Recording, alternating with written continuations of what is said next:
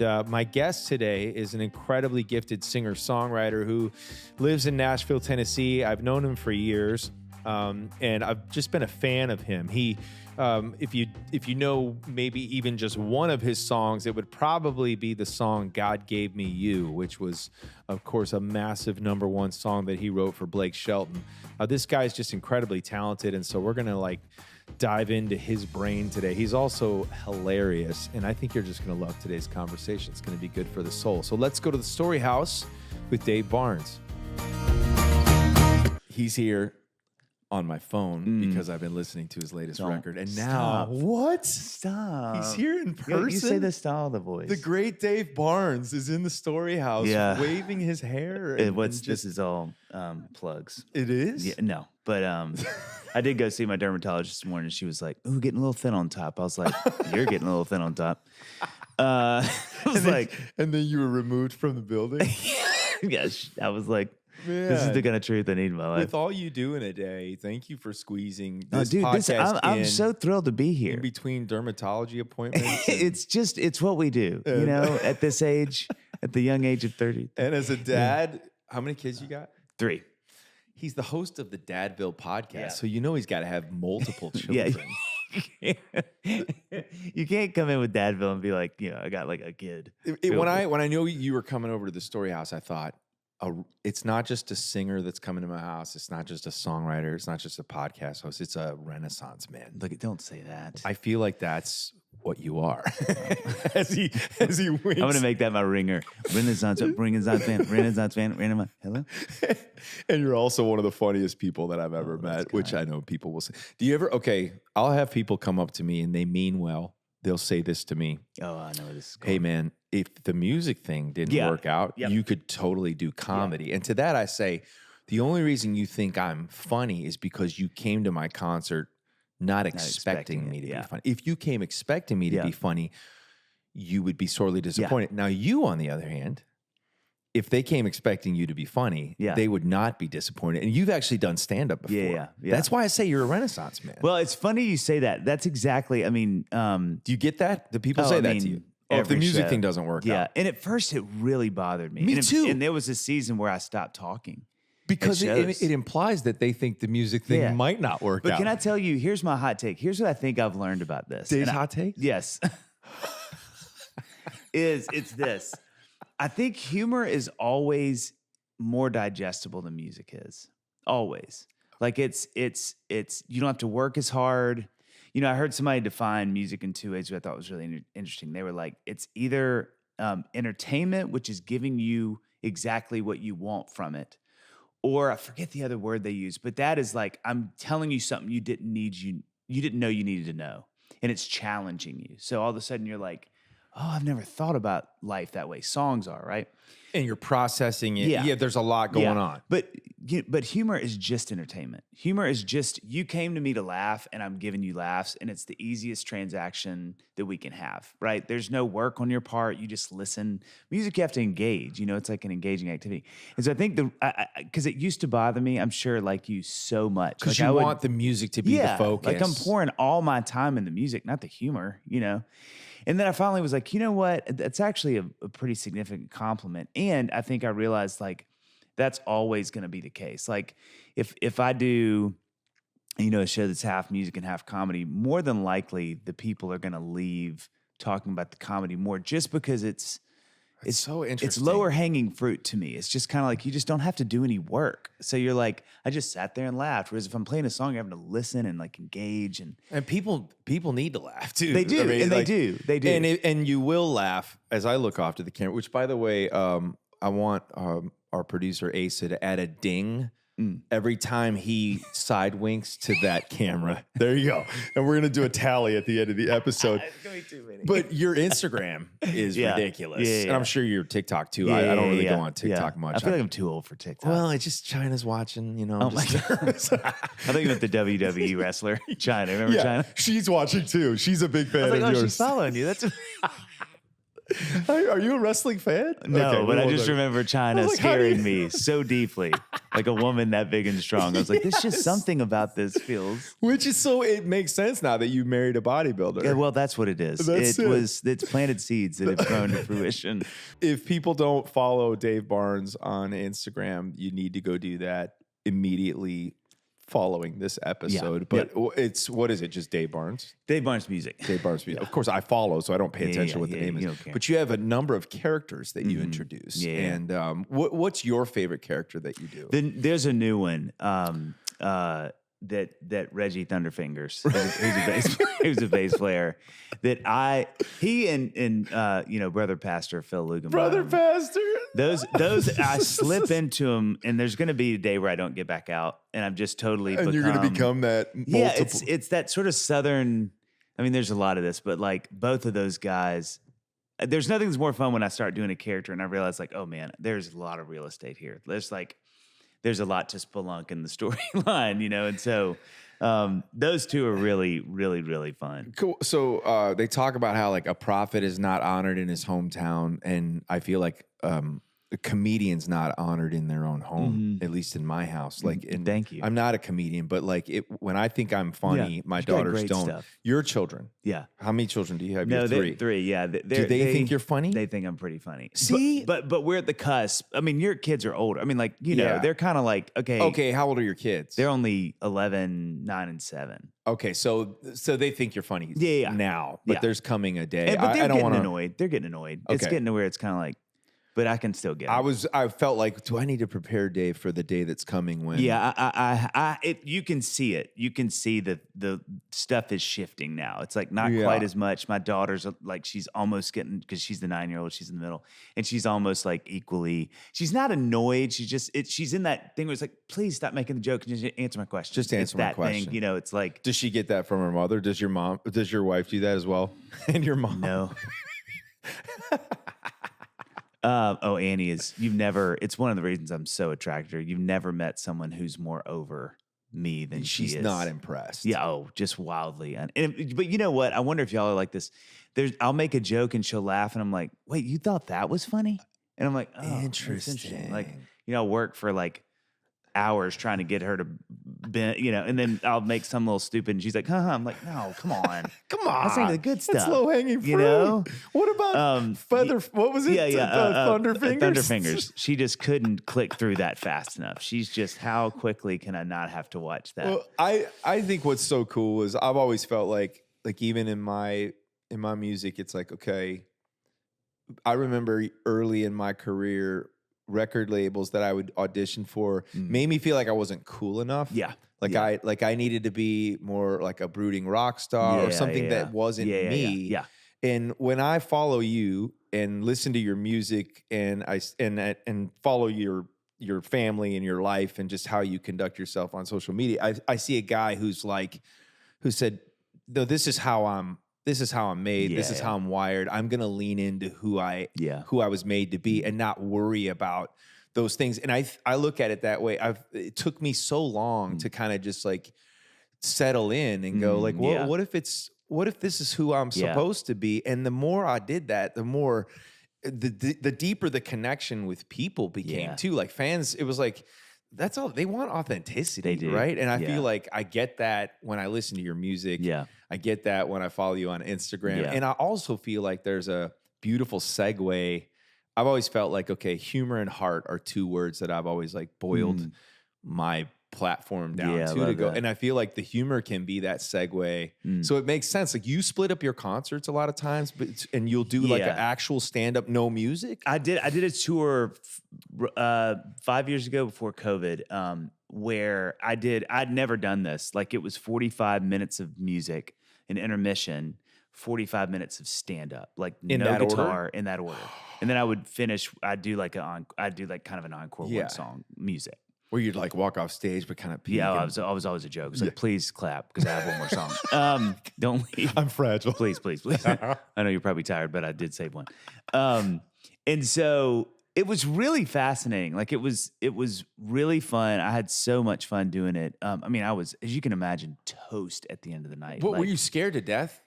No, I really enjoyed it. So it wasn't like that second half. You're like, oh my gosh. No, that was probably the most fun. Was like, all right, get out there and do these jokes and stories and stuff, and maybe surprise people with that part of your And it was a really tight 45. Like it was 45 and 45. So you're talking like a comedian. Well, too. it was like I had to work out. Like this has got to be like it's Did you have any comedy mentors?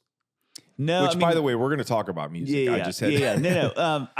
People that I really love and pay attention to, but no, it's nobody. Who's your favorite? My favorite ever is a guy named Jonathan Winters. He is classic. He's the GOAT to me. Okay, he was Robin Williams' mentor, but he. So me and Robin really share that fun thing.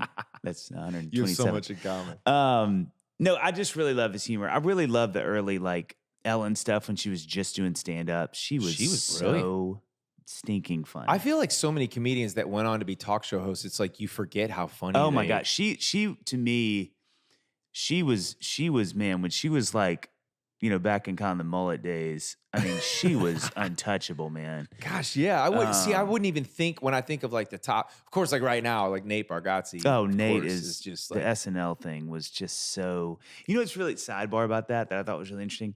I've only really seen 2 episodes where they were completely clean, like from beginning to the end. SNL. And was this one of them? This one was completely clean. All I know is his monologue was amazing, hilarious. But I don't know that this happened, but I do wonder if his people were like, hey, like Nate's not going to do this. It's going to be sketchy stuff, pun intended. But like, and the other one, oddly enough, was John Heder, who was a Mormon who was the lead in Napoleon Dynamite. He was Napoleon Dynamite. Yes. And that, I remember it being a big deal because he went clean. to them and said, like, I'm not, and it was hysterical. And seeing that hour and a half, I was like, it just makes me wish they would do that more because you can tell. Refreshing, man. It's like everybody can laugh. Nobody's tortured or sort of like, oh man. And it's not like overly political either. No. Like all of that stuff can kind of go out the window. It was great. Yeah, it was just, I was so proud. I mean, I don't know those guys. Do you guys know each other? I know Nate a little. He's been on Dadville. He has. And we share, Nashville, man. Like we share a million friends. And so in fact, one of the funniest moments of the last few years of my life, I went and did, Tomlin's big fundraiser, the first year they did it out at the golf course. Chris Tomlin. Yes, yeah. So I go out there with Annie, and it was like so many people I knew, which was really fun. But Nate was there, and this was like, I don't know, 3 years ago or something. And Russell Dickerson and Kaylee, who has a podcast on network we're both on. She walks up, and me and Nate are talking because, like, again, we're like we sort of know each other but not well. But it's he and I and Shay Mooney, and so he and Shay are really close. I'm talking to Shay. We're just the 3 of us. And Kaylee walks up and she points at me and Nate, and she goes, 2 funniest people I know. And I was like, what? Say that louder. What, me? And I'm not even a professional. So, it was like, but I just wanted him to hear it so bad because I was like, what? I got some jokes. I want to tell you about my friends at Operation Christmas Child. I've had the chance to travel with them. It's Operation Christmas Child is a project of the Christian International Relief Organization Samaritan's Purse. It's the world's largest Christmas project of its kind. It's been reaching millions of children each year with the good news of Jesus Christ through simple shoebox gifts. Since 1993, more than 209 million children in over 170 countries and territories have received a shoebox gift. Anyone can pack a shoebox and help send joy to a child in need with Operation Christmas Child. I've gotten to do this myself. My family has packed shoeboxes, and then I've gotten to travel to other parts of the world and hand deliver those shoeboxes. I'll never forget those trips. It's an incredible experience, and you would be amazed by how impactful these shoeboxes are. You can pack a shoebox with fun toys, school supplies, and personal care items, and then bring it to a drop-off location during National Collection Week, which is November 13th through the 20th. Or you can even build a shoebox online. The good news of Jesus Christ is shared alongside your gift, and each child is invited to join a discipleship program.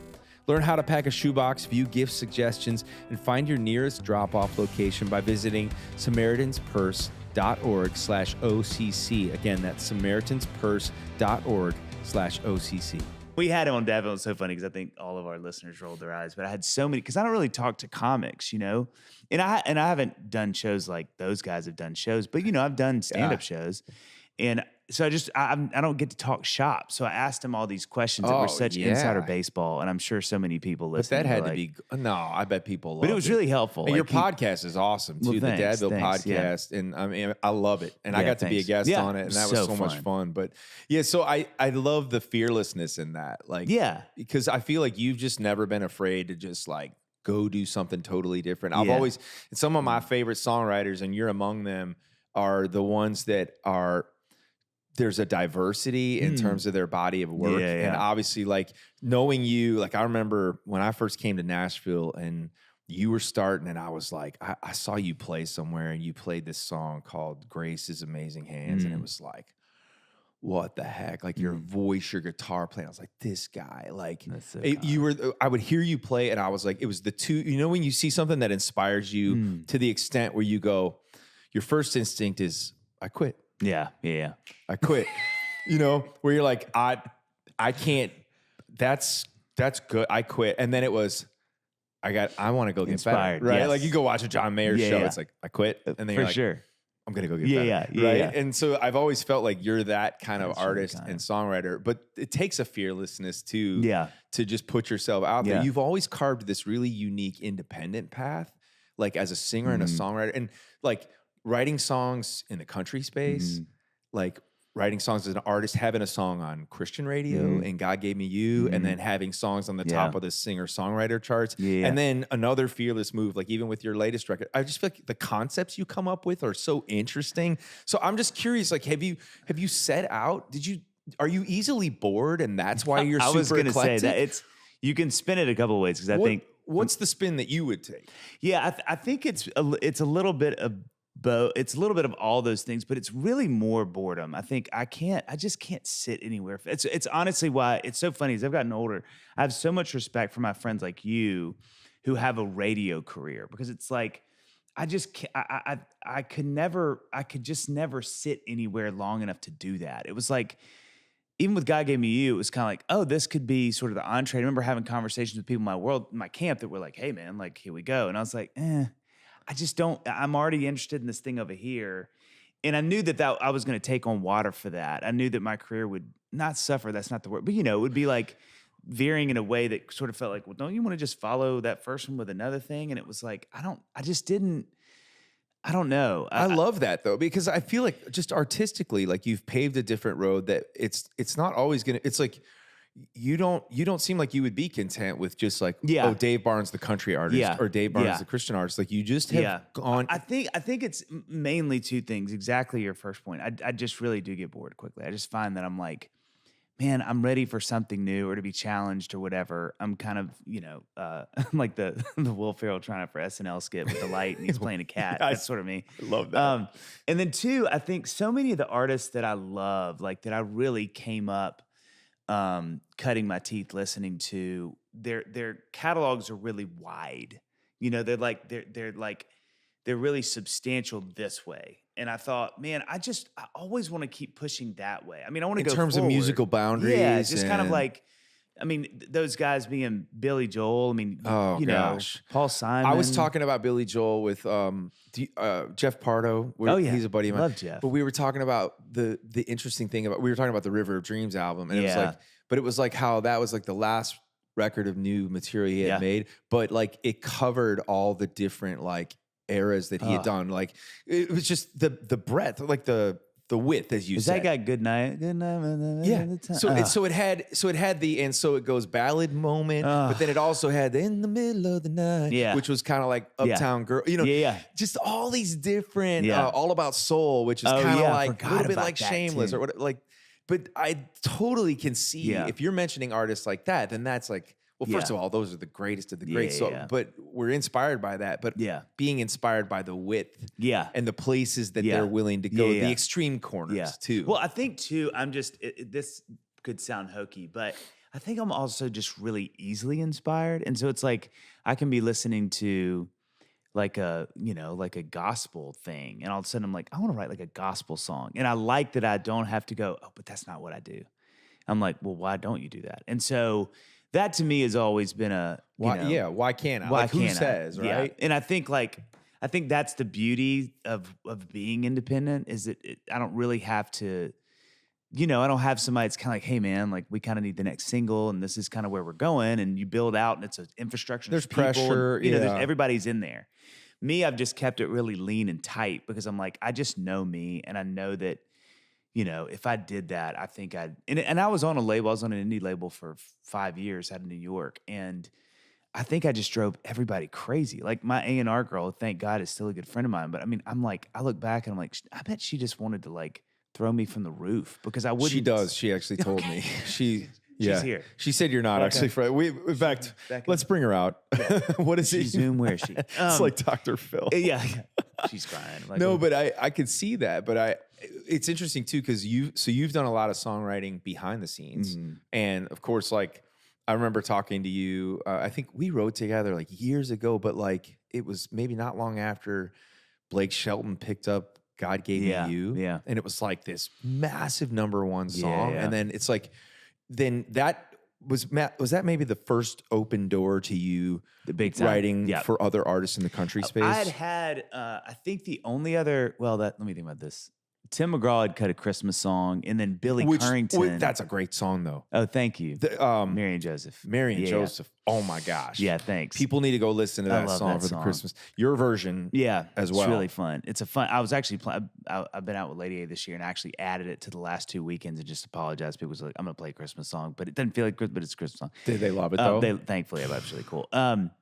But Billy Currington cut a song of mine called "Until You" that was going to be a single for him, and that was really my first foray into I forgot about that. That's great. This is cool. Somebody hears your song and cuts it, and then they never singled it. But that was kind of like a cool. But I was still too busy with my thing. I think with Blake's thing, it was really cool because we had just had Ben, my oldest, and I was like so ready to get off the road. And that was this wonderful sort of, it felt like God just like, hey, man, here's kind of, not an exit ramp. I call it like adding another lane where I could just move over and go slower. And it felt like, I got out, I was like in the HOV lane now. And just to be able to be off the road, to be with your family more, focus on being an everyday songwriter. And is that something that, fuels you creatively still? It like, does. Are you loving it's, it? it's, as well as I do. I mean, you spent so much time in that space too. I think I could talk about this for a long time. And I will. So to begin the 30-minute TED Talk, 6, 7, 8, 9. The TED Talk.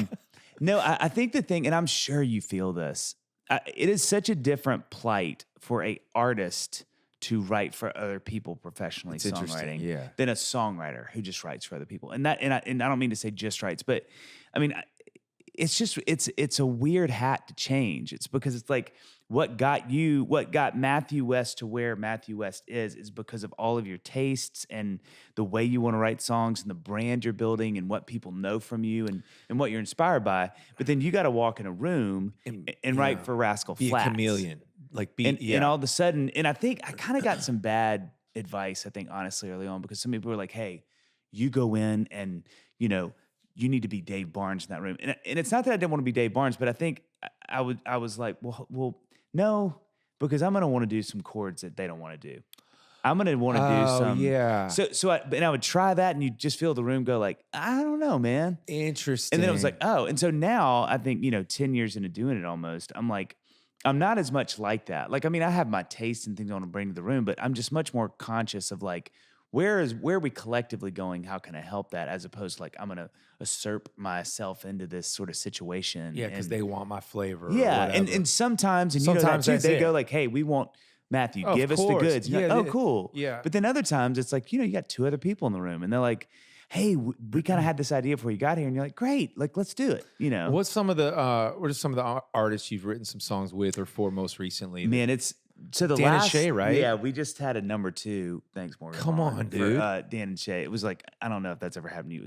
I'm #2, not complaining, but it was like he was just. Morgan Wallen. Oh, because he sat there. Was it last night? Yeah. Oh, it was just, and it was like we could feel like, oh, and as it rose, it was just like, just hitting. Yeah, it just was like. But dude, a #2 and I was country thrilled. radio. And that song almost, song called You, but it kind of started to fade in like the 20s. And then took on new life. Yeah. And then it just got like a rocket fuel boost. So that one has been really fun because I That's love those awesome. guys. And somebody like Shay singing a song he wrote. I mean, it's like that's world the class. writer in me couldn't be That more is a thrilled, world class vocalist. I'd tell you another band I love who I don't know if you've heard War and Treaty. Have you heard Yeah, them? on We Universal. wrote a tune that's Yeah. on there. Talk about a fun day of writing. When you have two vocal powerhouses that are married and are sitting there and you're writing with them. And you've got a really soulful approach to your writing too. I mean, well, that was what was fun is I could kind of go, okay, hey, let's do this. For sure. So, I mean, I sort of looked up the other day and realized I haven't written a ton lately with people because it's been so much. Your that's own not true. record? I Need to Breathe, and then I had a Wilder Woods thing with Bear too, which was really cool.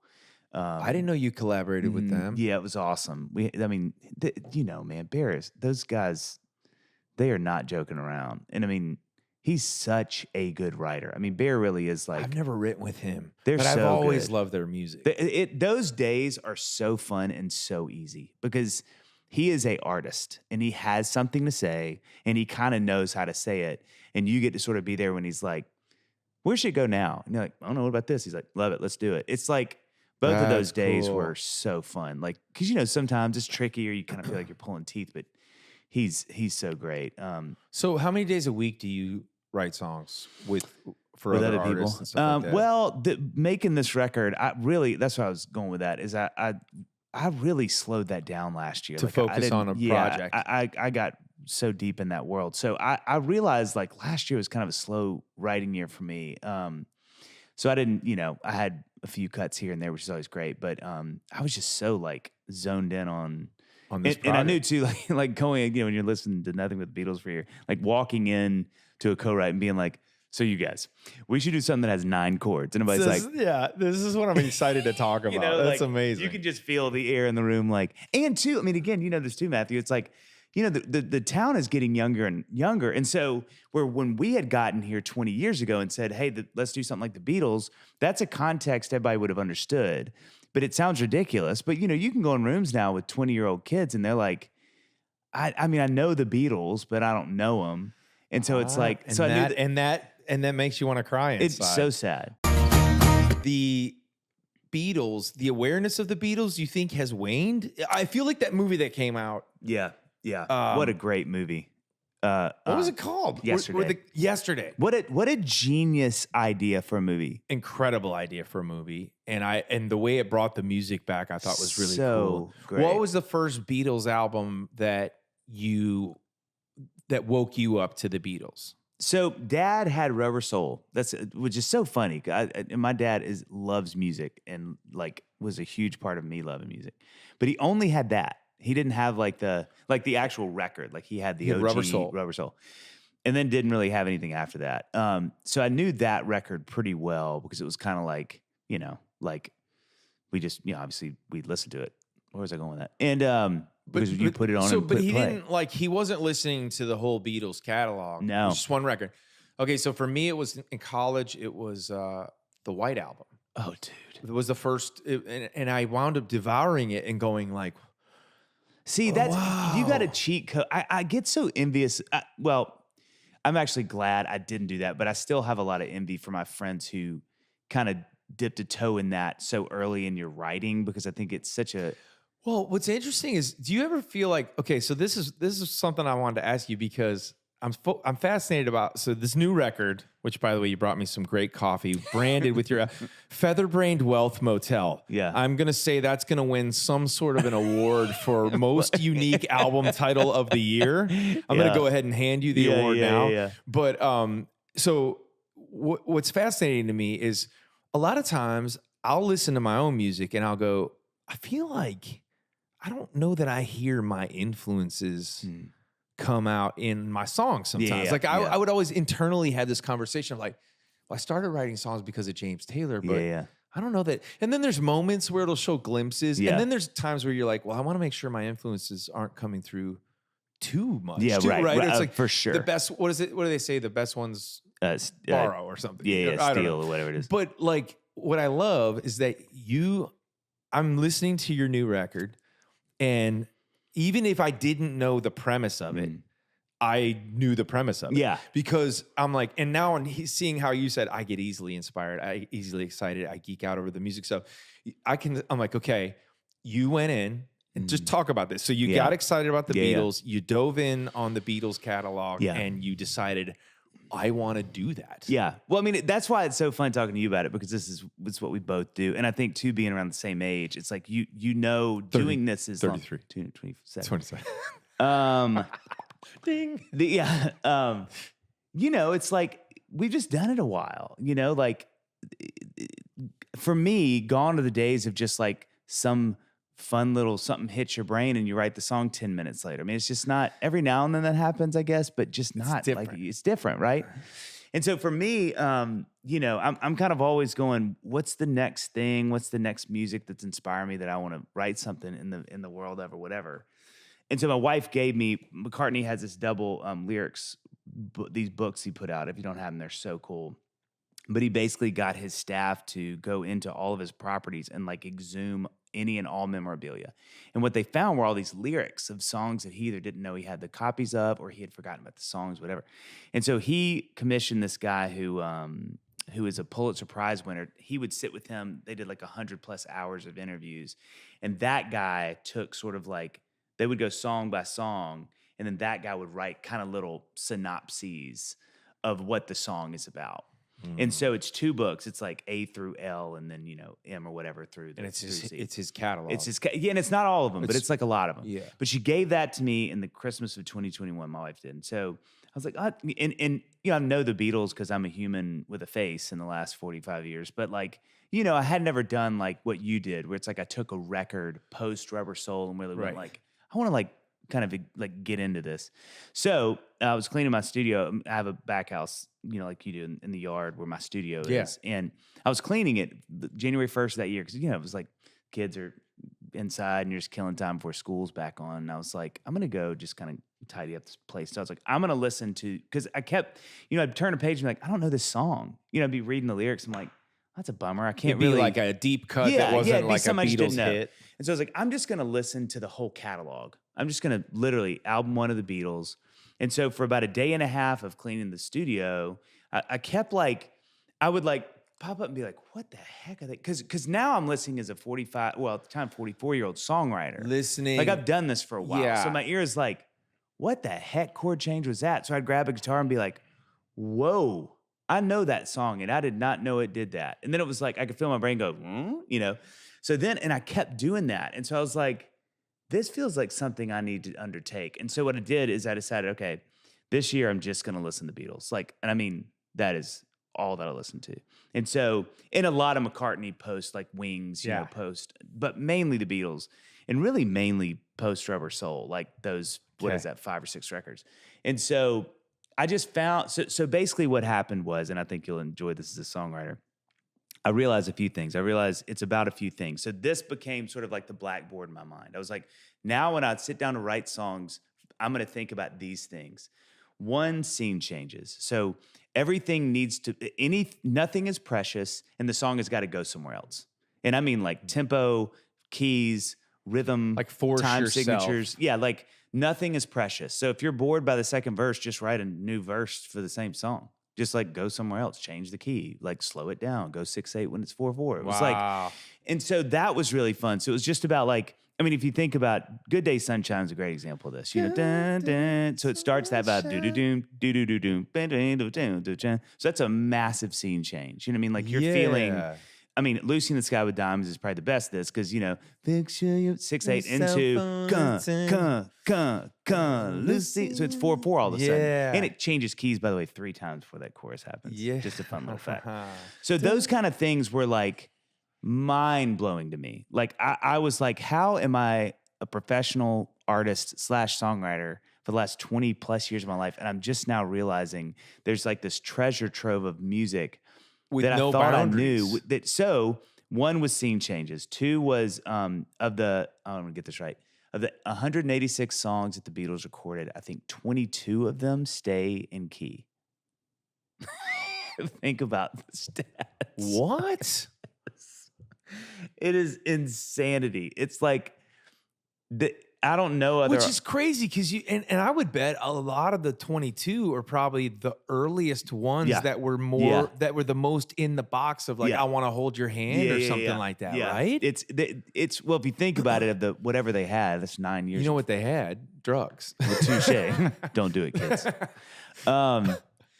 Yeah. So it was like, so for me, that was another thing. So 2 was like key changes. So like, you got to change key on every song. Every song has to key, which I don't know that actually pulled off, but I feel like the last song didn't have a key change because it's that short piece of music. It's beautiful with the strings. Did that change keys? Yeah, it does. It does. Okay. See, I'm not smart enough to. Well, I actually need to think about that. It did originally. I can't remember enough of it. Anyway, what's it called? The last Stars Over London. Stars Over London is beautiful. Thanks. It's such a perfect way to end the record. So if and my sort of cheat on that was if it doesn't change keys, I want like a major 2, or I want like, it doesn't need to go from D to F, but let's at least throw a chord in there that's not native. That's a little bit of it's not native to the key you're in, Yeah, Stars Over London. Yeah. Oh man. And then kind of the other ones were just like whimsy, like having fun, not overthinking things. And I really think more as much as anything, nothing is precious. And then in the fun, and you'll love this too, thinking of your kids, like the experiment I did every morning when I was driving my kids to school was we would listen to the Beatles. And so I realized that if I stopped the song, so if we listened to Lucy in the Sky with Diamonds and I turned it off, and then kids never heard that song, I would hear, and I was like, okay. And then next morning we'd listen to Strawberry Fields and I hear, and I was like, that is why that band is that band. It's that you can give them the weirdest songs, and my 7-year-old is still in the front seat singing "We All Live in a Yellow." And so for me, I was like, so I started when I would make demos for the record, I would do the same thing. We get in the car and I'd be like, and my kids, it's so sweet. They love play it for them. Yes, they want to hear any and all new music I have all the time. Like if they know I have a new song, like Dad, play what you're working on. Awesome. Which is great. And I think we'll end probably that maybe will end tomorrow. when at the same time that they think you're not funny anymore. That's coming. Or they're laughing at my songs, trust which me. is a weird place I don't want to be. But like, so I would do the same thing. I'd get in there, I'd play a song, and then I'd turn it off. And if I didn't hear them singing it, I was like, okay, it's not there yet, or it's not right, or just let's chuck it. And so what I found is all the songs had some part that the kids really sang, and I was like, okay, this feels like a batch that.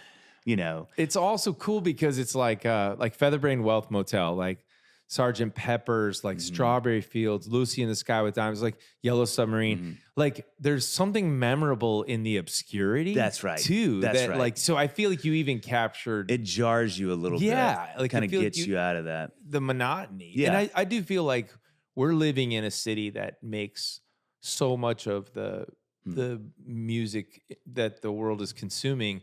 And yet there's it's like there are a lot of self-imposed rules that are industry. That more than anything, that's so well said, Matthew. That more than anything was the thing that rocked me the hardest, was this feeling of like I would feel, I'd feel my little normal things starting to happen where I'm like, oh, I know where this should go. And it's like, nope, no. And I would a lot of times and then I'd just start listening to their music again. Because I was like, I need something to get me out of my thing. And I'd listen to the weirdest songs that would make me go, oh, like Happy Against the Warm Gun. Be like, oh yeah, you can do that. And then my brain would be like, let's do something like that. And it became like a discipline. It's like a posture almost, because you have sort of like your old self that knows how to do it, especially like you and I, when you've done it so long. Yeah. And you're like, oh, I know how to do this. Like, if somebody gave you guitar and said, hey, can you write something in 5 minutes? You'd be like, yeah, I don't know if it'd be great, but I could do it. Because you just done it for so long. Right. But this was like, that is the opposite of the direction I want to go. It's like stretching yourself creatively. It's where do you not see it going? What was a pleasant And that's what we have to do. Yeah. That's inspiring that you went there. And I love it. It's like you wear it well too. Like the fact that you can do it.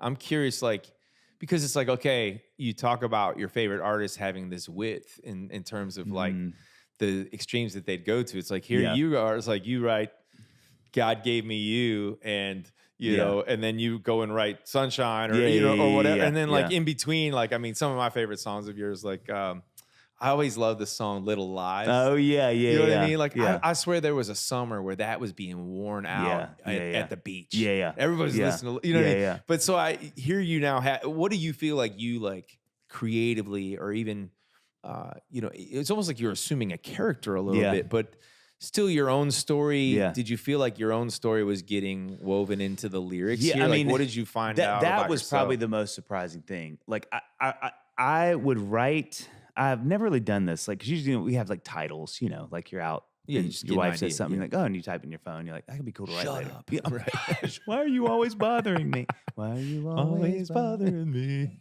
Key change. It's all, but like for me, it was the first time I let myself go like, just write cool things we hear. It doesn't have to be titles. Just like, any fun little thing you hear that you think is interesting, write it down. And then that was so much more fun to write than the sort of overbaked like a title that you're like, oh, water never leaves the bridge or whatever. And you're like, oh, what does that mean?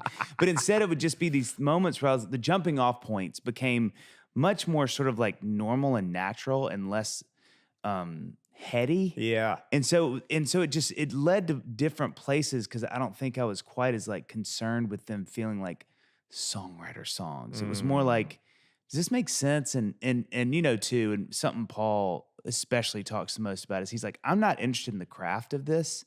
Like I just want to do it and let whatever's in me come out. And he even said, I listened to an interview the other day with him, and he was saying, I don't business music, I play music.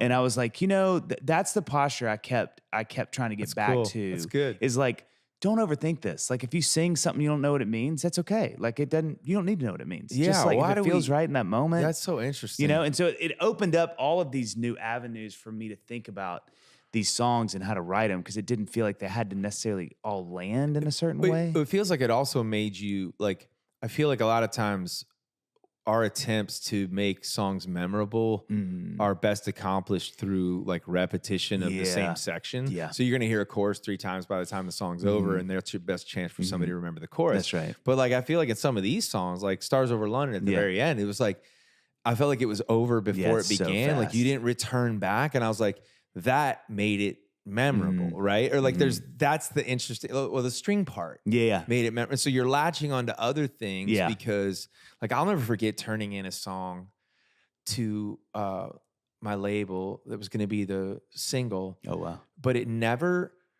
and this was like so bold on my part, and it wasn't at all, but it was a song called Broken Things, and it never went back to it never did a third chorus. Oh, wow. It just ended early.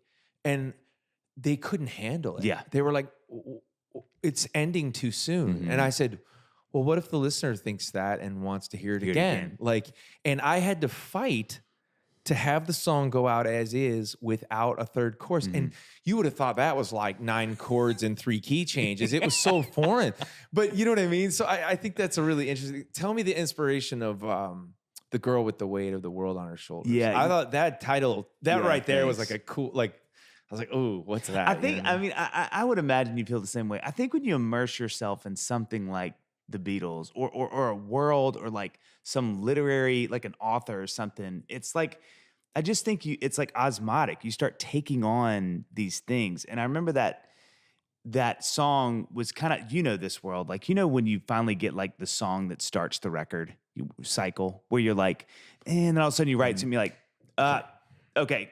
This is it, guys. Here's the signpost. It's this way, and this is the vibe. That was one of those, and I think it was just the first thing I sang doing that walk down progression. I was like, "That's cool," and then it was like, "Okay, something's got to happen with this chorus." I was like, "What if it goes down a whole step?" That's kind of cool. And then it was like, "What if it has this bridge that's totally like marching band vibes?" And so it was really fun because once I did that, I think the proof of concept was there. I was like, it worked. Okay. Because Like that is a Beatles, like everything about the Beatles. I in that thought the song. same thing. Yeah. And I was like, okay. And it feels unique. It doesn't feel, to your point from earlier, it didn't feel too like, oh, I ripped it right out of the page. It was like, it wasn't like you were can playing hear the dress up. inspiration, but it's kind of my take No, on it doesn't. Yeah. And so that was the proof of concept. So when I got done with that song, I was kind of like, okay, game on. I think I know what I think I know what I need to do now too. And those. I think the other thing I like about this, and I imagine the professional writer and you would probably relate to this. I also love. I really like writing for assignment. Like I have I do have sort of a too. brill building thing in me, like a Tin Pan Alley thing. Where I'm like, yes. I really love sort of like, this is exactly what I'm going for. Well, And so, and that's what makes you a good writer with other artists as well. Like because you're walking into an assignment. and you kind of know, you kind of know and what's this going on. was an assignment you gave yourself. 1,000%. It's almost like it's like sometimes mentally I need to give myself artificial deadlines. Oh yeah, like 1,000%. my books do. You know, and it's not. But you got to go head, because then it's like you kind of show up. And I think for me, looking at the Beatles catalog, I was like, okay, what are like the 20 songs that I like the most that I want to like? So I want to listen to whatever Eleanor Rigby and go, okay, what is that making me feel? Why is it making me feel that? What are the chords he's using? Are there tactics he's employing that are interesting to think about? And so that's what was so fun about this record. And I think, I'm not sure, but I think the next thing I want to do is try to do sort of a white album where I write 30 songs. I think this is going to be the next thing I do. And have the thing I really like about the white album is while you do have really well produced songs like Obla Di Obla Da and some of those songs, most of it is pretty undercooked in a really cool way. You know what I mean? It's like Rocky Raccoon and sort of I Will and these songs that are wonderful, but they're not the sort of magnum opus production. Of course, it's like they're they got understated. in there, it was cool, and then they moved on. Yeah, because I think just the sheer volume of songs. Yeah, and so I think that's something I want to explore a little bit. Is like because I felt like this record to me was a little more Abbey Road, where it's not. So there's more to come. Oh yeah, I think there could be potentially a lot more, and I don't know that it will hearken maybe as much like this does to the Beatles, but I don't know that I can ever shake what I feel like I've learned, which is, just how to not be quite as tied to things. I think I look at it this way. It's like these two things have to have each other.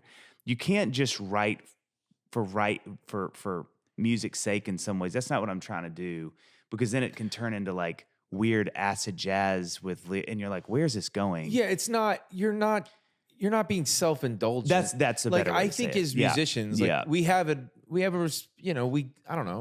You want people to enjoy it. We want people to. That's what they did. You're making so well. it for people. Yeah. You're making it for yourself as well. They did a weird thing. It was like, they could have 9 chords a song, but it's also a chorus you're singing at full voice every time it was there. Strangely, incredibly accessible at all times. To me, there's a million things that fascinate me about that band, but nothing gets quite as close as that does to me. When one of those things gets an unfair or an undue balance, like if it's, well, this is for me or this is just for the audience. If one of those gets out of whack, it's then the end result is going to be. I do think that's an interesting thing, because you also don't want to be a slave to the. Yeah. Have you seen that clip where Rick Rubin's talking about? Oh man, it's not. The audience doesn't know. It almost sounds a little condescending to the listener, right? Remember that quote he said where he's like, "No, you tell them." Yeah. What they're gonna like. Right. And I was like, oh, that's we're I think as that felt artists, weird to hear that. Well, and this probably will even sound weirder, but I do think we're kind of Pied Pipers. I mean, I think the job, and this is where I get a little opinion, but I think the real job of an artist is to lead the audience. It's to tell them, trust me, and if you do trust me, we're not staying here. We're gonna go to new places. We're moving. We're like, because I'm moving, and life is movement. And we're all changing, and things need to be different all the time. Yeah. And so I think for me, and I think you and all of us that do this professionally, it's like that is one of the jobs we have, is to kind of keep people moving with us. And I think the thing, it's so funny. There's nothing about what we do that gets me more pumped up and overwhelmed and terrified than the reality that I'm still trying to make records in my mid-40s. So part of me is like, what else do you have to say? Are people tired of you by now? I mean, this is my 14th record. Like, at what point do people kind of go like, bro, do I get a letter from the government that's like, hey, we're good. Here's like $200. Please stop. But to me, I mean, real hot take here. I think that's what parses out real artists. I really do. I think the people that can go, okay, I'm not inspired right now. I got to figure out how to make a new record. I'm like, yeah, that's your job. That's what you do. That's like to the football player who shows up at 6 a.m. and works out and is doing bench press at 4:45 in the morning. That's what a football player. I'm like, that he doesn't enjoy that. Yeah. I don't necessarily enjoy staring down the abyss and going like, how am I going to exhume a new 12 to 13 songs out of nothing? Job, but at the same time, I'm like, this is what I love to do. Yeah. And so to me, the challenge of that, the older I get, is even more exciting. That's cool. It's like, I shouldn't be able to still do this and I'm trying to do it, and that gets me so excited. Also, I think what's interesting is like to me, there's a sweet spot that if you hang in there long enough, that I've always felt like the different aspects of artistry, it can almost look like a horse race at the track where, one horse might be in the lead, and maybe your lyrics are stronger than your musical instincts, or maybe you're a better communicator here at this, and it's like this. If you get to hang in there long enough, and if an audience will go with you long enough, there may be that time where all the different horses kind of line up a little bit. You know what I mean? Yeah. And it's your job to strengthen the weaknesses too, right? And so like, I think we all know, like, I know what my musical weaknesses are. I know this, that, and the, but it's like, there's a beauty of like getting to a point in your career where, a lot of times we might think, well, we're going to honor youth and discard, an artist that's made 14 records. And it's like, actually, the more I'm around, the more I'm going, I want to hear what the artist who's made 14 records has to say, because I'm going to guess that there's an unbelievable wealth of experience, that there's a bigger palette of colors to paint from, that there's, I just think there's a refinement, season, so I get excited about that. I you know what I mean? Well, too, I mean, to your point, I think, that's such a good analogy. I think too, the older I've gotten, and this may just be getting older and a different perspective, but I think music is as much about retroactive as it is present. Like it's as much about past, in that I think, the DSPs and Spotify and, Apple Music, we can all say what we want about those things, and there's some good things and there's a lot of bad things. Like Ding. not getting paid. Yeah. But one of the things I do love about them is that there's kind of no time attached to what you create anymore. It's just up there.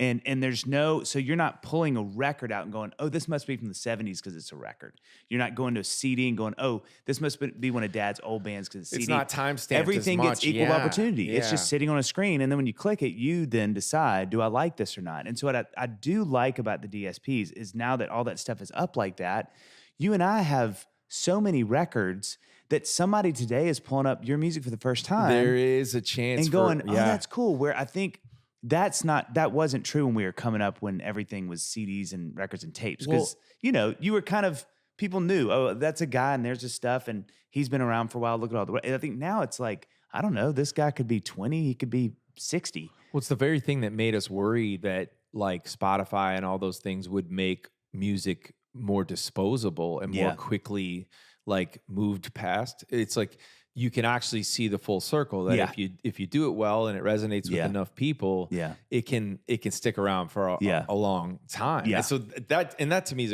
a testament to like good music. Like it was funny. I was talking with one of the original members of Hootie and the Blowfish, and he was the guy that walked in to audition for the band with a song he wrote called "Hold My Hand." Jeez. And which went on to sell millions and millions of copies. But he told me that the band would always worry that when a new form of music consumption would emerge, they were done. Their career was over. But instead, what they noticed was that with every new idiom, with every new way of consumption, they would see this massive spike in their sales. Yeah. And it was like, because new people were discovering it. Yeah. So it's like all of a sudden Spotify hits and they're like, it's like, man, but then millions of streams on Spotify. So I thought that was really, and there's hope for the music maker in that, which I think is really cool. There is. And so I do love that. I think that's what's fun about still putting music out. And I think to your point, I get less nervous about like, is this making sense right now? And I'm going, I just want this to be as good as it can be, because maybe in 5 years, some kid pulls up this record and goes, this is like my new favorite record. And he doesn't know that it's 5 years old. He doesn't know where I was in my journey as a human. He just knows, I just found this and it's great. And so because you just did that with the Beatles. Yeah. Well, and that's and I think that's it too. And so and I think too, and I know you know this with your albums and songs, like some stuff is not going to make as much sense real time. It's going to take your fans a minute to sort of come back around, because whether we like it or not, we're all bringing expectations to music we love, and especially new albums by artists we love. And you're kind of going like, okay, Matthew, give me the thing I come to you. And let's say you're like, this is kind of like, I know your record a few records ago where you had like a real the stories, like The concepts. concepts. Yeah. Like people aren't coming to that going, okay, well, hold on now, because like this is the first time. But the thing that's so great about that record is I think anybody listening to you would go, I either loved it the first, it's funny, I keep coming back to it now because it's a great record. And so I think that's the other thing too, is I heard John Mayer talk about this at length about his kind of those two records in the middle, Paradise Valley and Born and Raised.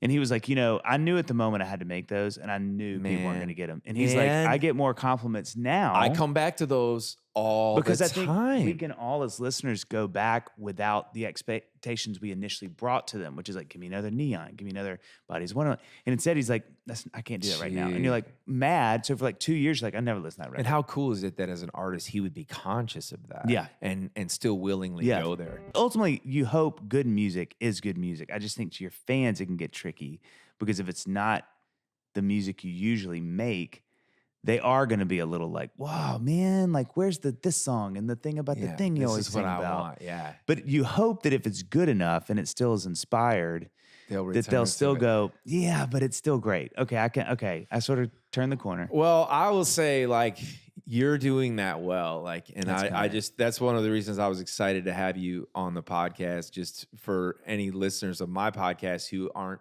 familiar with maybe your music, that they'll like make sure that they go and check out, of course, the new record, Featherbrained Wealth Motel. And but also to go back and listen to everything, because you have made music that is worthy of people returning to. And like you were talking about just moments ago about pulling people, like, hey, if you trust me, let's go to this new place, and then let's go to this new. And so I just really think that's cool that you're and that's inspiring from one music maker to another to go, because I have been, where it's like there's that pressure to go, well, this is what I've even had, radio stations be like, well, this is what really works from him. Like we want more of that. And it's like, I get that. But, so the goal is to always, and I'll have my rules of like, how do I move things? Yeah. How do I sneakily move things forward in a format that may not always welcome that? Yeah. You know what I mean? So like one of my little secret rules is a lot of times it's like, if I find myself pushing the envelope musically on a particular song, then I think like the hook or the lyric of the song needs to be like it's like rarely am I going to push both to a new place. It'll be like an anthem lyric idea with a musical thing that kind of surprises you. That's great. Or the other way around. Yes. And I'm not saying that's right or wrong, but what I love is that you just stepped in here today and said, Featherbrained Wealth Motel, I'm going 9 key changes. I'm not going to repeat a chorus. I'm going to, you know what I mean? Like you just said, no rules, just right, Outback. There you go. You're the Outback Steakhouse of music makers. I think some of what makes me less nervous is I think, because, I wrote, 30 or 40 songs for this thing, but it's like, these were the ones that I think kept doing what we talked about, the both, where it was like, they're interesting, but hopefully they still are digestible. You can metabolize them in a way that's not, because I had some that were like, weird and music-y and everything. It's like doing both at the same time, where I'm like, too much weird lyric and too many chords. And then it's like, Yeah. And I think these are the ones that I was like, okay, these feel like they're landing in that safe place where people can listen to them and enjoy them, and not, because that's the other thing too. I think that the Beatles, I don't think you ever listen to their songs unless you're like a musical genius or whatever, and you're going, oh, I know exactly everything they're doing. You're just enjoying the song. And then retrospectively, you go, like you did in your studio. Oh, so he goes from major 1 to minor 1, and Penny Lane, that's where in Norwegian Wood they have the one is the major in the verse and the one is the minor. You just feel it. You feel it, yeah. And then later you go, oh, that's why I felt that. That's why I felt this massive, like, ooh, something feels. And most people don't ever go, that's why. They just feel it and they love it. And like all the fans that, you know what I mean, they keep returning to that music. Like if you're not a music maker, you're never even, having that point of discovery. But, so I think that's really, it's inspiring. It makes me want to go listen to that. It's fun, man. I think the thing I'm globally the most thankful for is it's just fun to be where am my career still? I mean, I've never, other than my first like 2 records writing wise, where I was like new on the scene and like full of, chutzpah, and felt like I had to prove everything to everybody. I haven't felt like that again till this record. I was just so excited to write these songs and that was a real encouragement. Honestly, answered prayers, just feeling like, oh, I can still feel like that. You know what I mean? It's like you said, because there's so many days I'm terrified it's the end. But this whole last year, it was so fun, like with a vision and really trying to achieve this idea I had in my head. And I was like, man, it was so fun. Yeah. It just felt like, oh, there's still that. Yeah. There's still like the journey is not over that way. Yeah. You can still find these things that get you like so fired up. And not to try to draw like a parallel to like everybody's life experiences, but like when you say that, I think about it's like I do feel like it's like the Lord has a way of like waking us up inside and like realizing like, I mean, I just feel like we can get to places where we feel stale in our lives. We can get to places where we're like having a hard time finding a reason to get up and get going. You get discouraged in your life, but like, I do feel like there's new dreams that can be dreamed. Yeah. You know what I mean? And in each of our lives, I think about like just going like having that moment where it woke you up inside, it woke you up creatively, and you give you like having purpose in life and chasing after something to go. I think those are God-given gifts. You know what's crazy about that, to your point about that, one of the biggest lessons I learned from this spiritually, which is crazy. So, this being again like 14th record, and like I'm getting up there. It's like I can feel there's, I'm kind of like, where are some of the people that used to be here? Yeah. The real tension of that, of kind of like, gosh, is it over? Or, is it starting to be over? That slowly everybody's kind of like getting busy and they can't come to shows, or they're just not listening to music or whatever. And so I really prayed a lot with this record. I was like, Lord, I've never put more of myself into anything. I've never worked as hard at anything. And I was like, I would just love encouragement. It'd just be awesome to feel like it's worth what I'm doing. And it was so interesting because like, as I kept releasing songs, like there was like no play listing on Spotify, no place. And it was so discouraging. And I'm sitting there going like, oh Lord, what have I done? Like I did this thing and it's like, nobody cares. And I just kept getting more and more discouraged. And this is fascinating to me. The whole time just praying like, but really believing in it, going like, I really think this is good. I just don't know why it's not working, whatever. Not working in my brain. And I had so the album comes out, the day it comes out, I was out with Lady A and we were doing Philly, Boston, and Connecticut.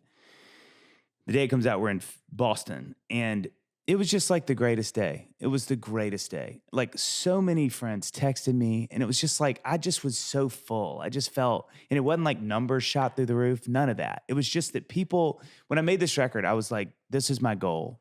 Success for this record to me is just that the people that I love and respect musically love and respect this. That's it. That's it.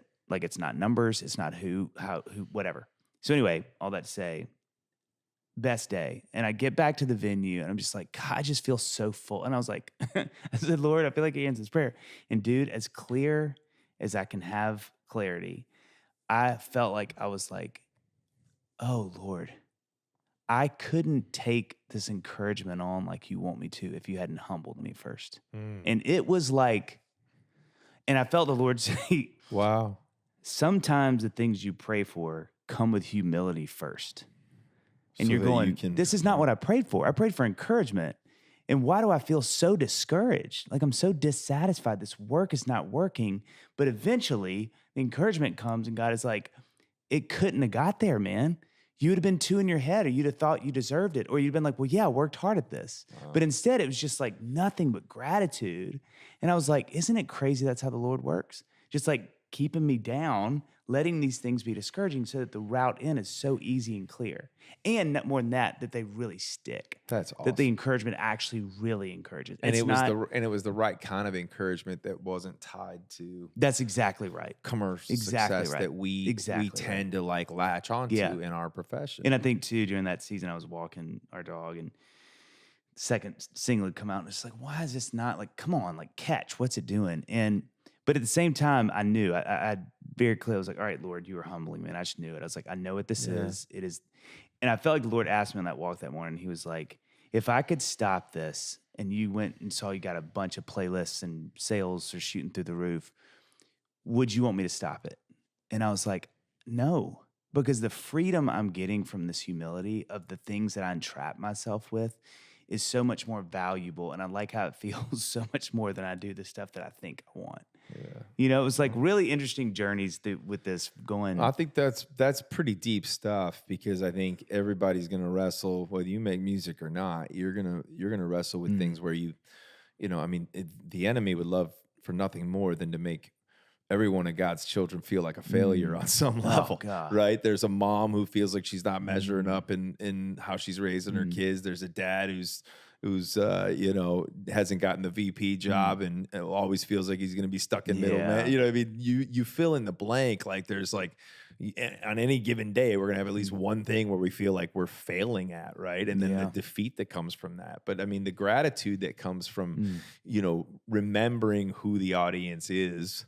Like, I mean, because I've had the same experiences, and I've had them recently where I'm just like going, does anybody care like what this thing I just poured out? Like, and sometimes it can just feel like, and then it's like, well, wait a minute.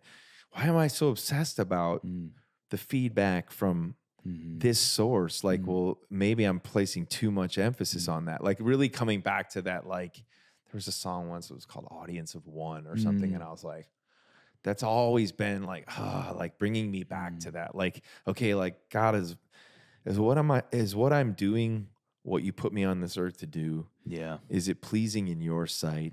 Then let me rest in, if the answer is yes, then let me rest in that and find the fulfillment. And then if you want to send encouragement my way by any means, then like, I love that you said it like paves the lane for you to be able to be filled with gratitude when you got a text from a friend saying awesome record. And I hope you receive, today's conversation as more encouragement that you're so just, great. I mean, you're such a gifted music maker, storyteller, personality that's just like, never met a stranger, makes everybody who listens to your music feel like that you're their friend, right? And then you're taking people on creative journeys, song by song. I'm excited to hear more of it come. And I mean, 14, man, that's just the beginning, Dave Barnes. I mean, let's go, dude.